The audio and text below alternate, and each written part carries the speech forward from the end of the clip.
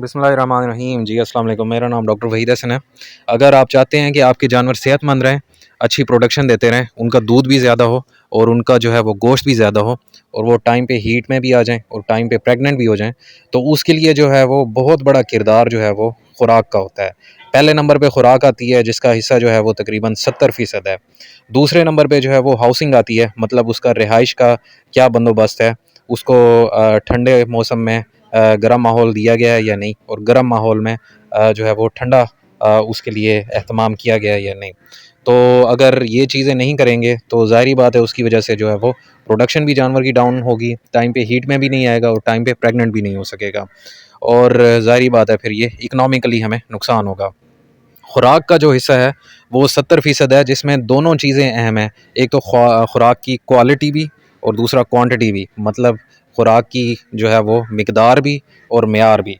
तो अगर इन दोनों में से एक चीज़ भी डिस्टर्ब होती है तो उसकी वजह से जो है वो जानवर ना सिर्फ जो है प्रोडक्शन कम कर जाता है, बल्कि बाकी मसाइल भी आते हैं, हत्ता कि डेथ भी हो सकती है। तो करंट सिनेरियो में हम इसी तरह कराची के फार्म पे जो है वो किसी सस्ती ग़िज़ा, जिसको भूसी टुकड़ा कहते हैं या रोटी के टुकड़े आप समझ लें, तो वो खिलाए गए थे। सस्ते मिले थे क्योंकि, और ज़ाहिर बात है रोटी के टुकड़े जो हैं वो इंतहाई नुकसानदेह हैं। ठीक है, ये हमें सस्ते पड़ते हैं, जिसकी वजह से दूध भी वक्ती तौर पे हमें ज़्यादा नज़र आता है, क्योंकि उसमें कार्बोहाइड्रेट्स की मिकदार होती है। लेकिन उन्हीं कार्बोहाइड्रेट्स के साथ साथ जो है वो इंतहाई मुज़र असरात के जो है वो टॉक्सिन्स भी होते हैं, जिन्हें ज़हर कहा जाता है।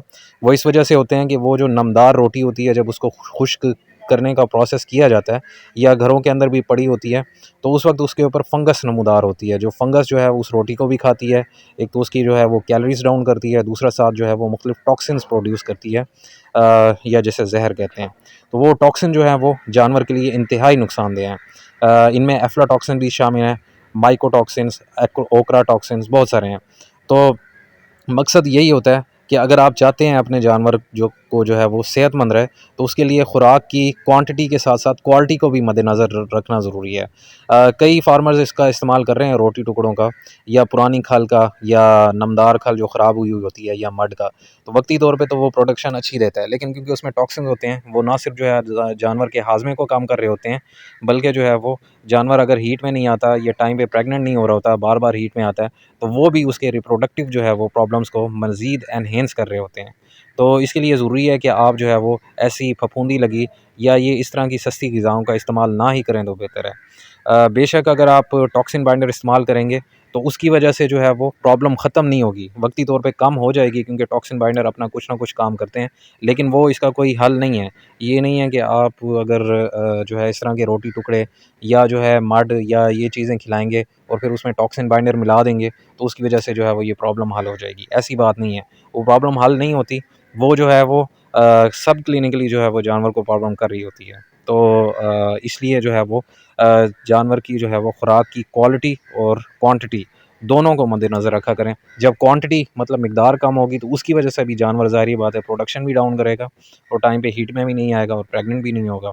तो ये दोनों चीज़ें बहुत ज़रूरी हैं। तो आज की वीडियो का मकसद यही था कि ये बेसिकली वबा नहीं है, ये सिर्फ जो है वो खुराक में जो है वो जहरीले अज़ात है, जिसकी वजह से जो है वो जानवरों को फ़ौरन जो है वो विद इन 1 आवर जो है वो प्रॉब्लम हुआ है, और भैंसें खाती गई हैं और गिरती रही हैं, और ज़ाहिर बात है ये फार्मर के लिए बहुत बड़ा नुकसान है। हम यही करते हैं कि सस्ती ग़िज़ा तो हमने ले ली, जानवरों को खिला दी, लेकिन जो है वो इन रिटर्न जब जानवर बीमार होता है तो उससे ज़्यादा ख़र्चा हो जाता है, और अगर जानवर मर जाए तो वो तो फिर फार्मर का बहुत ज़्यादा लॉस है।